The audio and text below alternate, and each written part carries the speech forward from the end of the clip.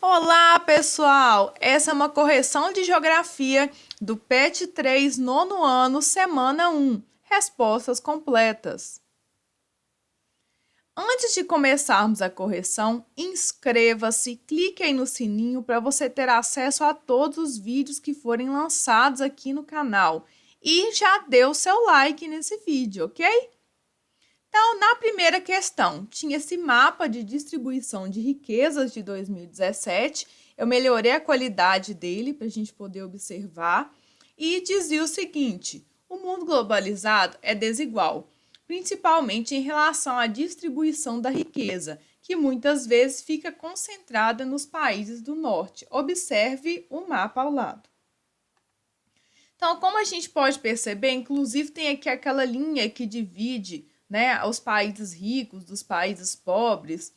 Então, a gente pode perceber que os países que estão mais aqui ao norte, né, são os que têm melhores condições financeiras, né? E os países que estão abaixo aí dessa linha são os países que não têm tantas condições de renda, né?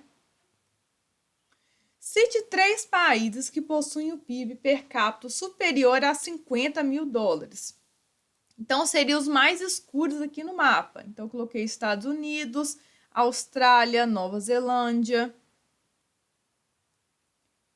B. Cite 3 países que apresentam PIB per capita entre 20 e 50 mil dólares.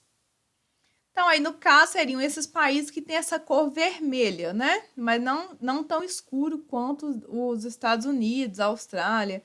Né? Então, poderia ser quaisquer países da Europa, o Canadá.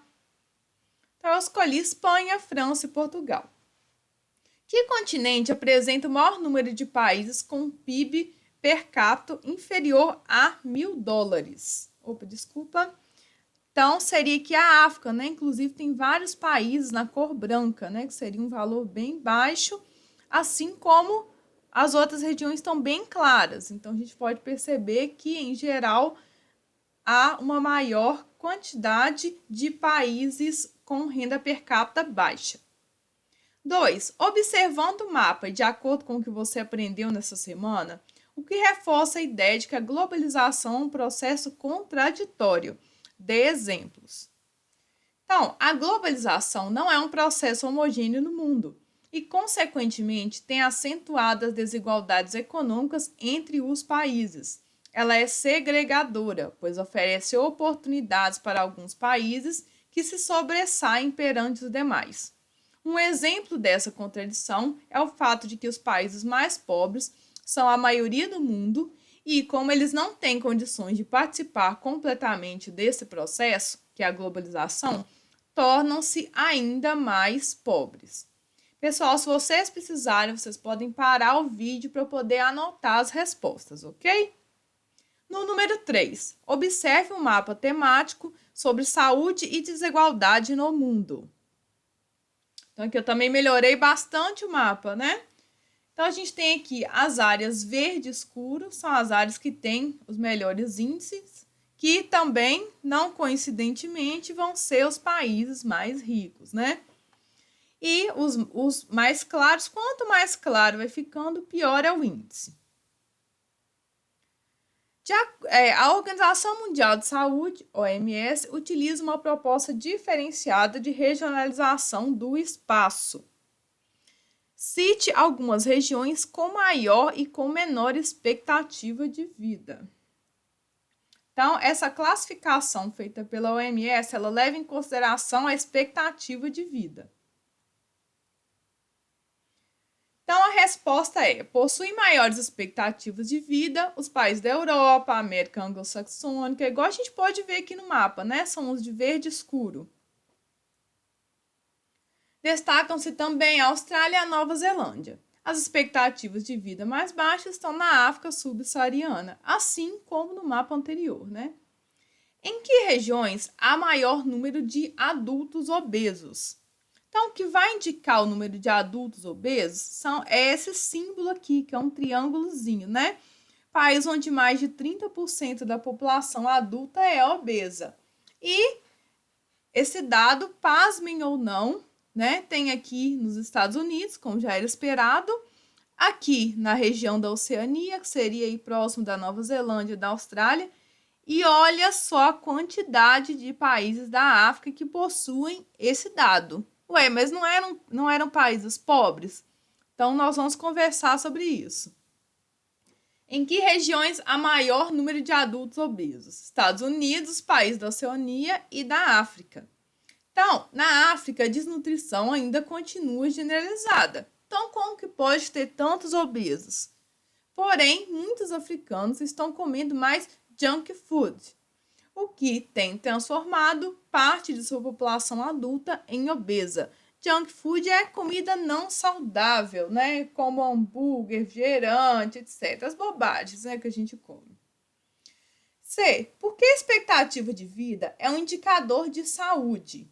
Então, os dados de expectativa de vida, índice que demonstra quanto se espera que os habitantes vivam, é um indicador de saúde, pois seus resultados refletem uma melhoria ou piora na qualidade de vida e das condições de área de saúde. Então, se eu estou vivendo mais, possivelmente é porque eu tenho mais condições de saúde, né? Melhores condições de saúde, melhor atendimento.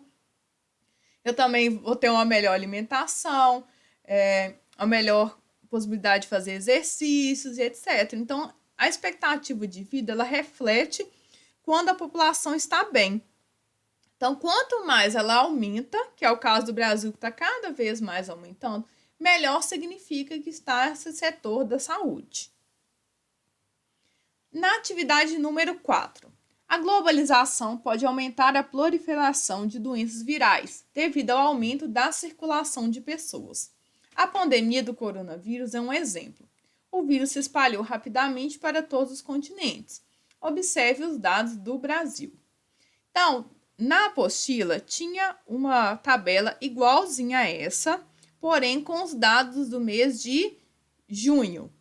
Eu não consegui os dados do mês de junho, porque a tabela não mostra dos meses anteriores. Então, eu peguei da data de ontem, que foi do dia 7/8, né? Da data de ontem que eu tô gravando o vídeo, no caso, né? Porém, eu fiquei pensando nessa questão. Se vocês, como aluno, vocês não podem utilizar outros dados, né? Penso assim, que foi dada a tabela que vocês não deveriam fazer um gráfico com outros dados. Se vocês quiserem utilizar os dados que estão aqui nessa tabela, vocês podem utilizar, mas não seria, né, o mais correto, porque eles trouxeram os dados lá. Porém, a gente não consegue ler aqueles dados, não são legíveis. Então, eu acredito o seguinte, eu vou falar a minha opinião como professora. Eu não tenho condições de cobrar dos meus alunos fazer esse gráfico, sendo que eles não podem nem mesmo enxergar os números, tá? Mas todos os casos eu vou ensinar para vocês como vocês vão fazer esse gráfico.